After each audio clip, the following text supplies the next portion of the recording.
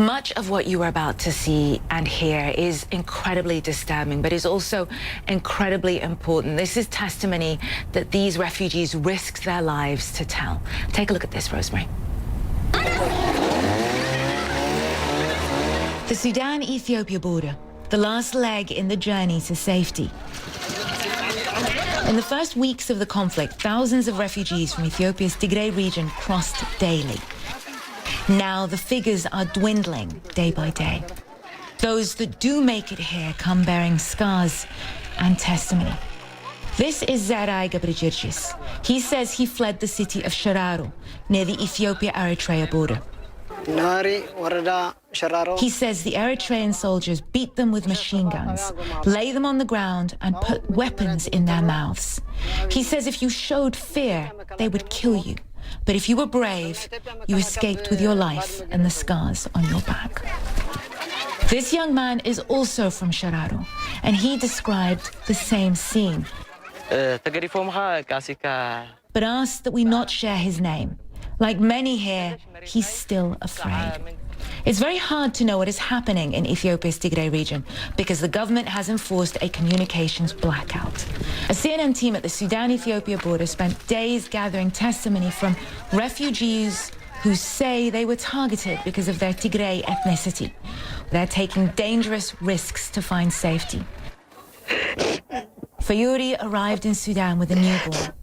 Heavily pregnant when Humaira was attacked by the Ethiopian army, Fayuri fled through back routes, giving birth in a field. She tells us only she and her mother-in-law made it to safety. We can't independently verify their accounts, but they all tell a similar story. The Ethiopian army enters the town, they say, tells civilians they're safe. Ethiopian soldiers leave, and then other armed groups arrive. Huyit fled Humaira, not too far from the Sudanese border. He says the Fano militia opened fire, and people started to flee. He was hit in the leg with a bullet and fell on the ground. His body mingled with that from other bodies that were piled on top of him, and the militiamen threw him in a stream, left him for dead. The Fano are an ethnic Amhara militia allied with Ethiopian forces. Huyit said he was saved by other Tigray refugees who found him and helped him flee to Sudan. Abrahele is 21. He also says he was left for dead by the Fana. He shows us the bandage wound where he says he was attacked with an axe. A spokeswoman for the Ethiopian Prime Minister denies these claims and told CNN these refugees' testimonies are a result of the fear of the other propaganda the Tigray leadership had fed its people over the past 3 decades. The spokeswoman denied the existence of the Fano Amhara militia, but simultaneously, confusingly, acknowledges the militia of the Amhara region were engaged to the extent of securing border towns between the two regions.